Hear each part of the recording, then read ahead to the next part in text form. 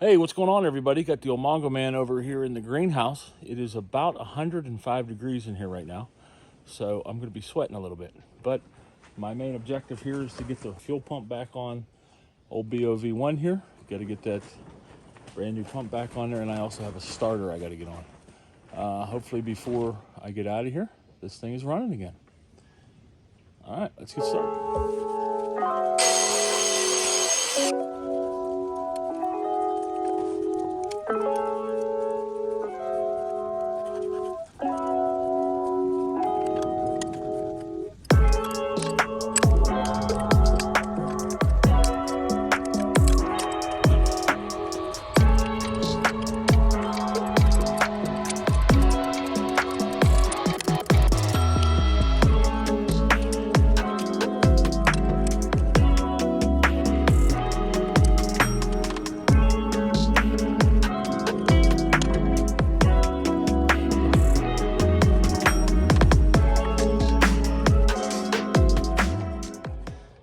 So there is the new pump installed.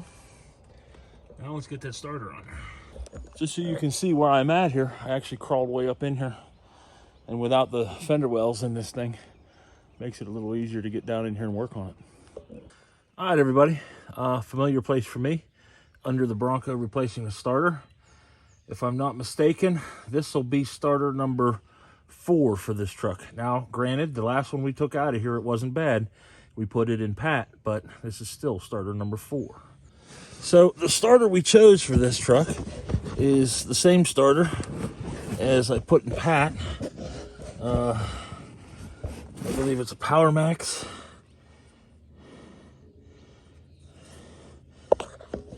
The only thing I don't like about these starters is they incorporate a GM style solenoid, which requires you to wire them a little differently, but that's okay. We can handle that.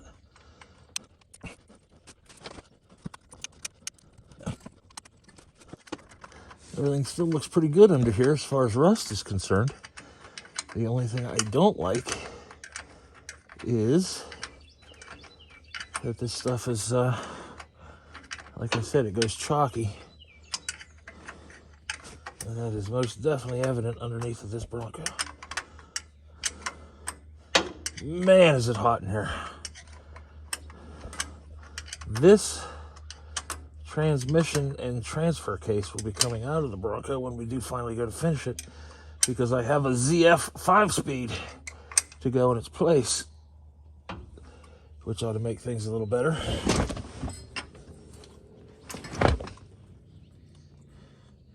Fuel mileage and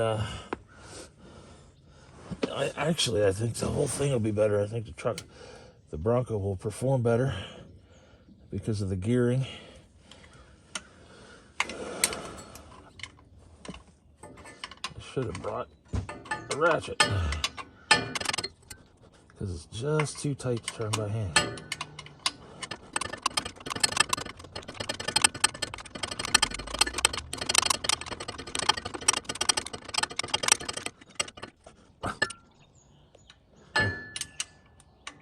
Maybe.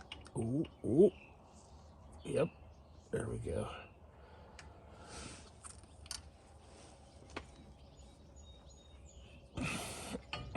Plenty tight. Okay.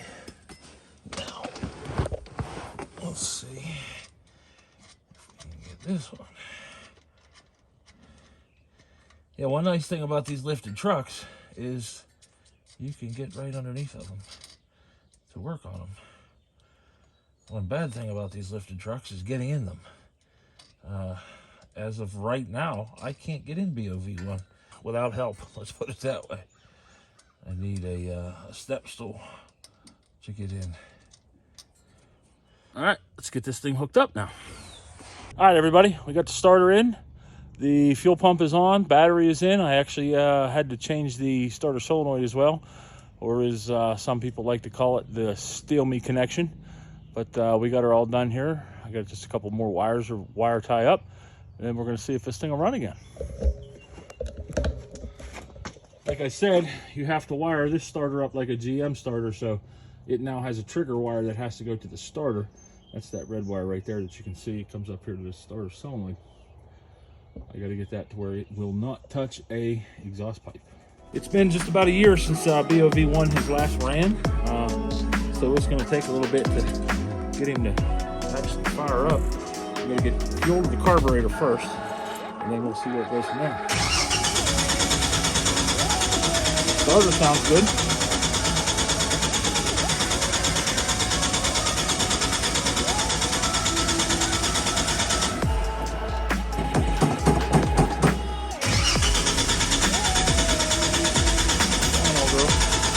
Got oil pressure.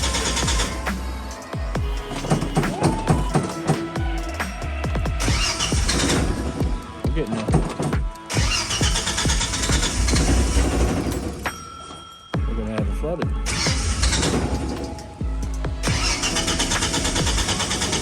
Nope.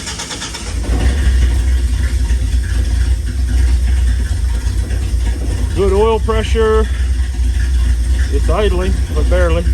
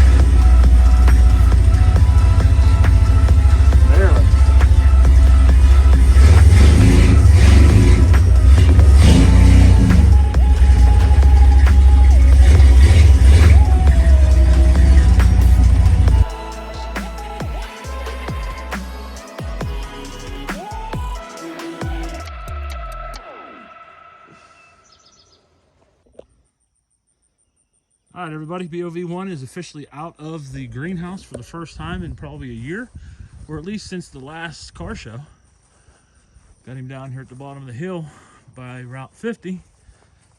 Just checking him out. I can barely get in it because of how high it sits where it is currently. Here, I'll show you.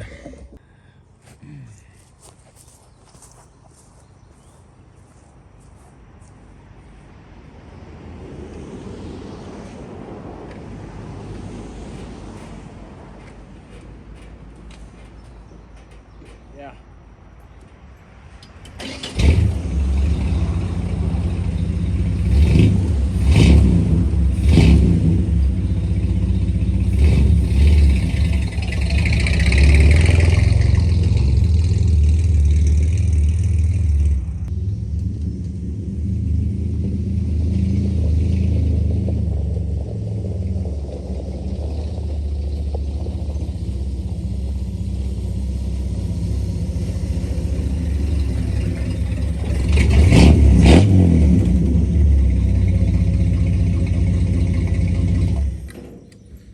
Almost as funny as the getting out.